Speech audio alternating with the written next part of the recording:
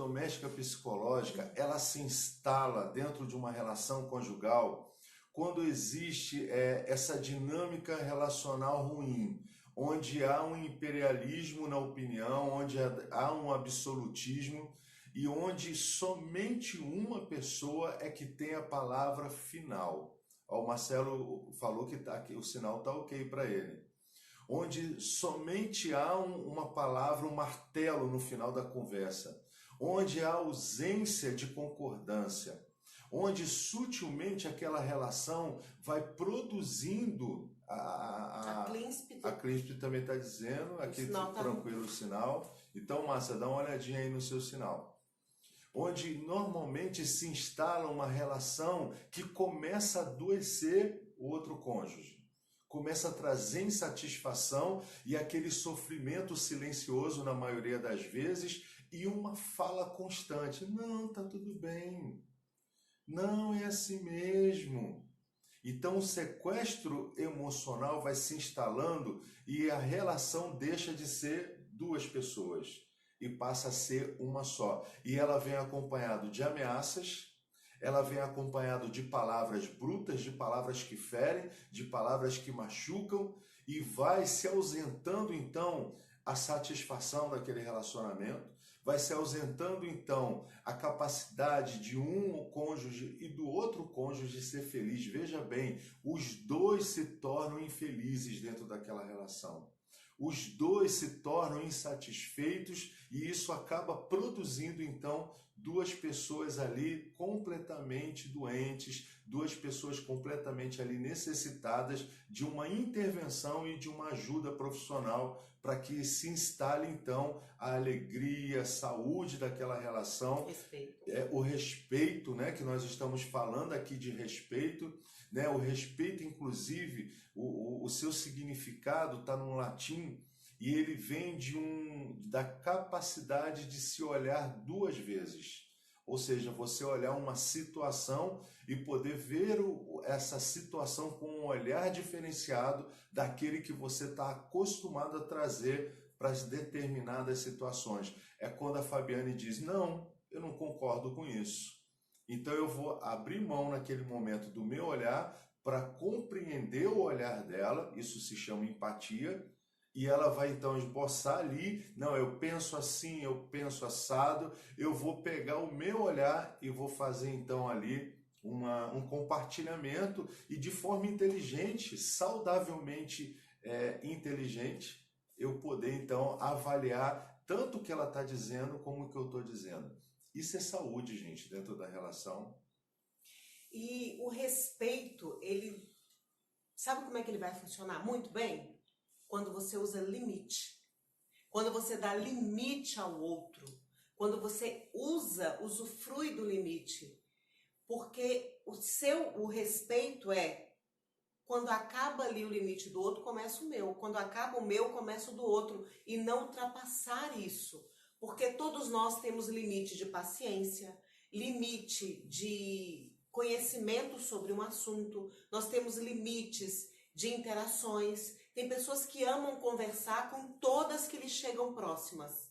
Outras pessoas não gostam. É igual criança que chega, visita, né, parente, chega, dá um beijo no seu tio, nunca viu na vida. Dá um beijo no seu tio, vai lá, menino, deixa de ser mal educado. É limite. O menino não conhece aquela pessoa. Ele precisa conhecer, ver se tem empatia com ela, ver se tem confiança para depois ir lá e abraçar e tal. Então, é limite. É limite nas interações, limite na personalidade, limite na forma de ser e interagir consigo e com o mundo. Todo mundo é diferente. E quando utiliza-se do limite, é em respeito e não extrapolando esses limites. Bom dia, Nelson. Oi, Nelson. Bom dia. Então, não extrapolando esses limites, mas respeitando. E o que é diferente da interação de intimidade. Uma coisa são os limites que cada um de nós possuímos e colocamos. Outra coisa é a relação. A nossa relação ela não tem limites. No sentido de diálogo, de compartilhamento, de confiança. É diferente, tá? Então, limite. Agora, o que acontece muitas vezes? muitas vezes acontece a estima da pessoa. Ela não se ama, ela não tem preconizado limite na sua vida. Aquelas pessoas que têm dificuldade de dizer não, tá atolada de serviço, e um colega fala, pô, mas você me ajuda aqui? Eu tô precisando de ajuda acolá. Ela larga o dela e vai fazer o do outro. E é engraçado que isso vai se manifestando em várias áreas, né, amor? Em várias áreas da vida. Inclusive, somatiza. Os órgãos que trazem limite, que trazem filtros, eles podem ficar comprometidos dependendo da intensidade e frequência desse comportamento de não dar limites.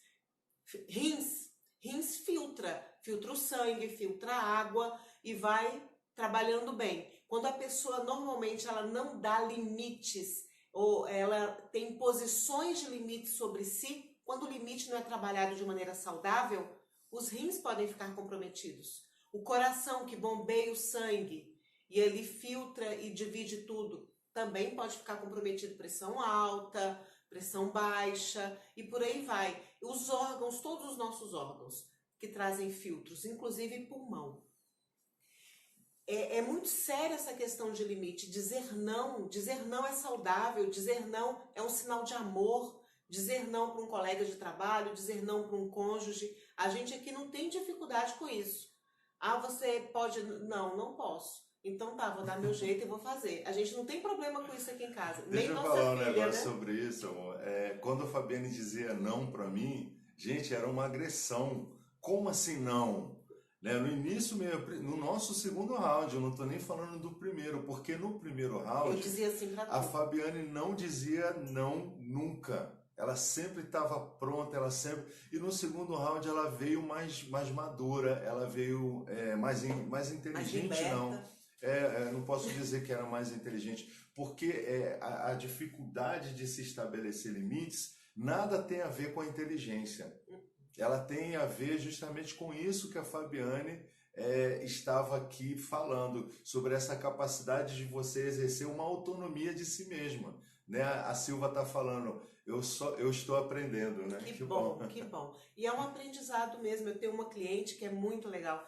Ela não dizia não para ninguém, nunca, nunca. Uma senhora, eu acho que ela tem 53 anos, se não me engano, não dizia não para ninguém nunca. O Ideia Moreno, né? Ati. Munhoz. Sejam bem-vindos. Não, tem a Deia tá. e tem o Moreno Ati. Tá.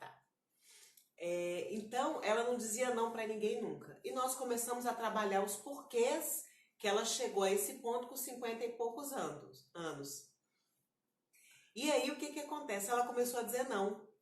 E o marido dela começou a estranhar. Eles estão casados há 30 e tantos anos. E começou a estranhar.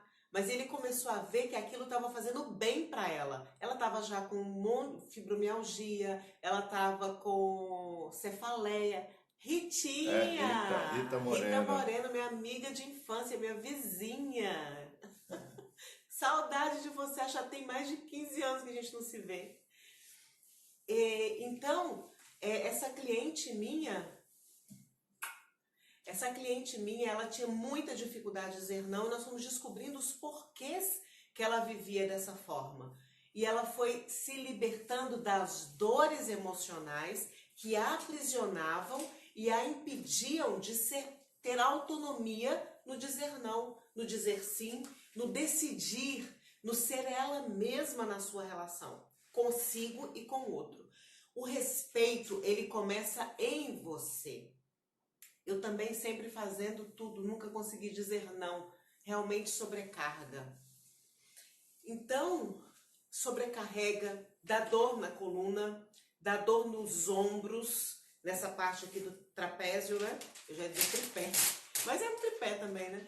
A parte do trapézio dá aquela dor no pescoço, dor aqui, ai, não aguento, dor na coluna, dependendo da altura, são outros significados, mas normalmente é isso. E a pessoa começa a passar mal, ela começa a sentir dores, ela começa a sentir faltas, porque ela não está dando ao mundo o limite. Está extrapolando e entrando no seu, está se violentando emocionalmente.